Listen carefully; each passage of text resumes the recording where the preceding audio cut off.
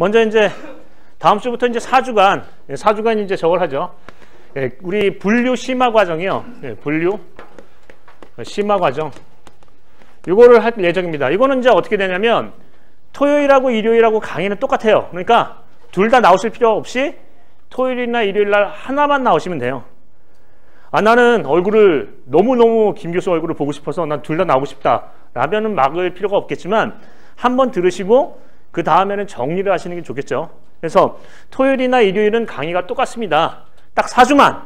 왜 그러냐면 이번에 그 기간이 어느 정도 여유가 좀 생겨가지고요. 원래는 8월 중순이나 말에 끝나죠, 시험이. 근데 이제 이번에 7월 달에 하는 관계로 그 기간만큼 여러분께 이제 어떤 그 보너스로 강의를 더 드리는 거거든요. 그래서 본 강의에 대한 부분은 이제 4주 지난 다음에 5주 차에 시작을 할 거고요. 다음 주부터는 어떻게 한다? 분류 심화 과정을 토요일 날, 일요일 날 할 겁니다. 코만 내놓겠습니다. 자, 그러면 이게 이제 이 내용에 대해서 이제 얘기를 해보면, 자, 왜 이게 중요하냐면, 자, 분류가 중요합니다. 자, 김정원 씨, 콘크리트 균열의 원인과 대책에 대해서 얘기해 보세요. 대책. 아니면 콘크리트 균열의 종류. 물론 우리는 분류란 얘기를 쓰지만 종류에 대해서 설명하시오. 이렇게 뭐 얘기를 합니다.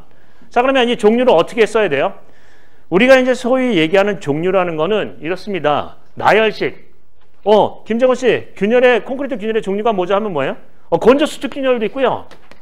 소성 수축 균열도 있고요. 아, 생각해보니까 온도 균열도 있네요. 아, 정말 요즘에 중요한 거는 자기 수축 균열도 있어요. 이렇게 얘기하는 게 뭐죠? 나열식. 정리가 안 된 거예요. 정리가 안 됐다. 근데 학습이 어느 정도 정리가 되고 하면 어떻게 되냐면 분류식으로 나눠서 해요. 이럴 경우, 저럴 경우 이렇게 나눠서 한다는 얘기죠. 그럼 이렇게 얘기합니다. 혹자는 어떤 분은 김정원 씨, 균열의 종류가 뭐예요? 라고 얘기하면 이렇게 해요. 그 균열의 종류는 그 발생 시기별로 나눌 수 있습니다. 자, 경화 전에 균열이 있고요. 경화 후에 균열이 있습니다. 보통 경화 전과 경화 후를 거푸집 타령 시기로 볼 때 5메가파스칼 정도로 볼 수 있는데 압축 강도가 5메가파스칼 이전이면 경화 전 균열, 이후면은 경화 후 균열이라고 해서 이런 종류가 있습니다. 라고 얘기하는 분이 있어요.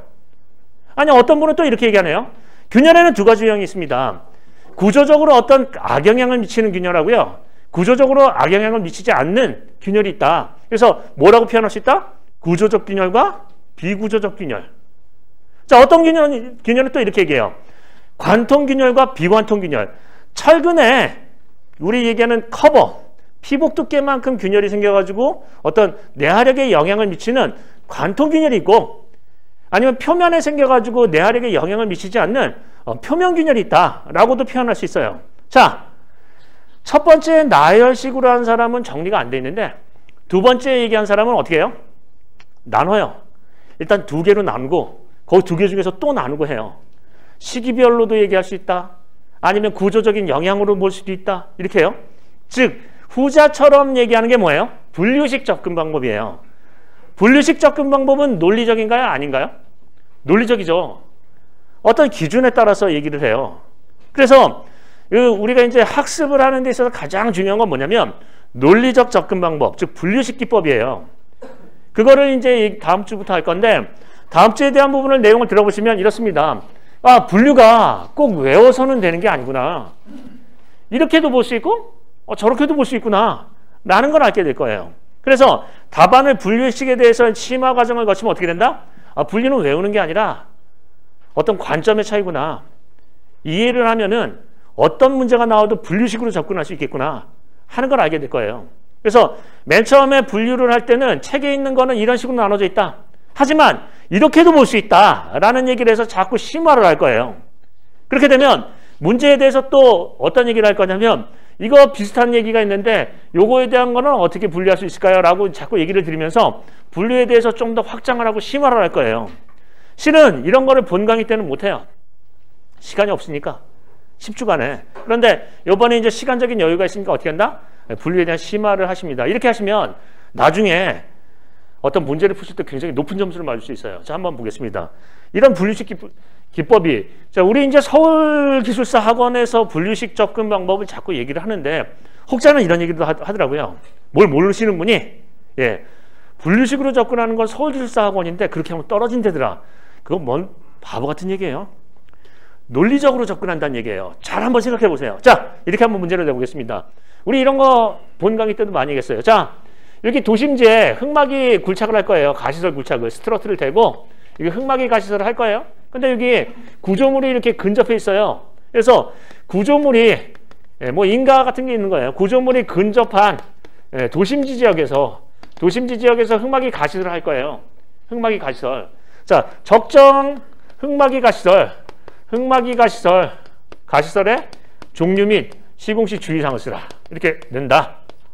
한다는 거예요. 자, 그러면 그 종류가 뭐예요? 어떨 때 어떤 걸 쓰죠? 어떤 사람은 이렇게 쓸 거예요. 종류는 H파일 토리벽도 있고 시트파일도 있고 슬러리월도 있고 막 있다라고 막 쓸 거예요. 그러면서 뭘 하냐면 슬러리월 공법이 제일 낫다고 하면서 슬러리월 공법 시공시 주의사항을 쓸 거예요. 땡! 틀렸다 이거예요. 어떻게 접근해야 돼요? 근접도 평가. 자, 얘가 근접도가 예를 들어서 흙막이를 하면 여기 이제 45도로 해가지고 이게 전단 파기가 일어난다고 한다면 초근접 구간이 있고요. 중근접 구간이 있고요. 이격 구간이 있을 거예요. 그러면 요거를 세 가지 영역으로 나눈다고 한다면 1번, 2번, 3번으로 한다면 만약에 구조물이 초근접 붙어있는 구간은 어떻게 할까요? 그건 좀 비싼 공법으로 갈 거예요. 슬러리월도 하고 어떤 여기에 대한 주변 보강 공법도 갈 거예요.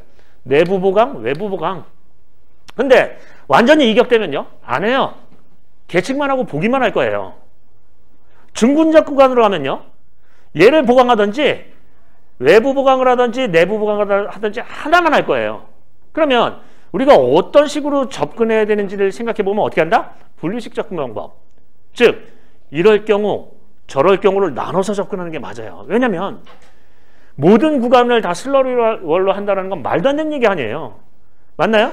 그래서 여러분께 이제 분류식 접근을 한다라는 거는 뭐를 트레이닝을 하는 건가요?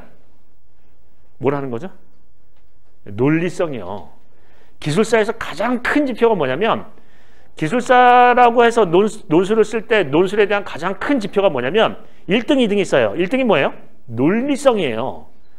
답안을 풀어나가는 데 있어서 논리적으로 접근하는가? 앞뒤가 서로가 맞나? 이런 얘기죠. 근데 그 논리성에 대한 가장 확실한 트레이닝 방법이 뭐예요? 분류식 기법이에요. 이해되세요? 제가 인터넷 같은데 요즘에 유튜브도 있고 뭐도 있고 막 해서 제 제자들도 많이 나가서 교수도 하고 막 한다고 하더라고요. 되게 많아요. 많다. 근데 거기 이제 제가 강의를 하고 합격을 하신 분들인데 이런 얘기를 하더라고요. 서울기술사학원에서는 분류식으로 쓰는데 분류식으로 쓰면은 답안이 알아보고 다 점수를 안 준다. 그런 얘기를 어디서 하는 거예요? 제 제자면서. 자, 한번 보겠습니다. 생각을 한번 해보겠습니다. 분류식으로 하는 게 논리적 접근 방법이에요. 나열식으로 하는 건 전혀 정리가 안 된 거고요. 이해되세요? 왜 분류하시는지 이해가 되시나요? 그렇죠. 어떤 기준에 따라서 해야 될 거 아니에요. 이해되시죠? 그래서 그 부분은 중요해요. 근데 분류식으로 접근하다 보면은 어떤 외우지 않고 거기에 대해서 여러 가지의 어떤 눈을 볼 수가 있어요. 볼 수 있다는 거죠. 자, 이렇게 한번 보겠습니다. 자, 사면에 붕괴 원인 및 대책을 쓰라. 사면 붕괴의 대책을 쓰라 하면은 우리 이제 이거를 어떻게 배우냐면 본서 강의를 하면서 이렇게 얘기하죠. 안전율 유지공과 안전율 증가공을 한다. 즉 안전율이 확보가 안 된 사면은 증가를 시킬 수밖에 없고 비싼 공법을 쓰고 안전율이 확보된 사면은 안전율을 유지하는 공법을 쓴다라고 배워요. 근데 시험 문제는 이렇게 해요. 균열과 전리가 발달된 안반 사면에서의 붕괴 대책 이렇게 해요. 그럼 이건 또 다르게 가야 돼요. 어디를 봐야 된다? 균열과 전리요. 그럼 이럴 경우에는 어떻게 분류를 해야 돼요? 안전율 유지공과 증가공이 아니라 뭐예요? 균열과 전리가 다수 발달된 사면의 대책공과 균열과 전리가 소수 발달된 사면의 대책공으로 가야 돼요. 왜냐하면 여기 먼저 줬잖아요, 이걸. 그러면 한번 보겠습니다. 분류식으로 접근한다. 논리적으로 어떤 접근한다라는 눈을 갖는 거는 기술사 학습에 있어서 가장 중요한가요? 제일 중요한 첫 번째 단계예요. 그냥 막 외우는 게 제일 하수고요. 아, 논리적으로 볼 때 이런 기준으로 이렇게 해야 되는구나를 알면은 뭐예요? 기술사다. 그게 다예요, 실은. 그래서 다음 주부터는 어떤 걸 한다는 얘기예요? 분류식 심화. 이거를 무조건 외우세요. 종류는 이 분류는 외우는 겁니다. 이게 아니라 이렇게도 볼 수 있고 저렇게도 볼 수 있는데 우리 한번 생각해 보자. 어떤 방법이 있는지 그런 얘기를 할 거예요. 그래서 그런 부분으로 내용을 할 거고 분류식 심화 과정을 거치다 보면은 이게 암기가 아니라 어떤 이해가 중요하구나. 어떤 문제가 나왔어도 이런 식으로 접근을 해야 되겠구나 하는 눈을 가지실 거예요. 그런 부분을 가시겠습니다.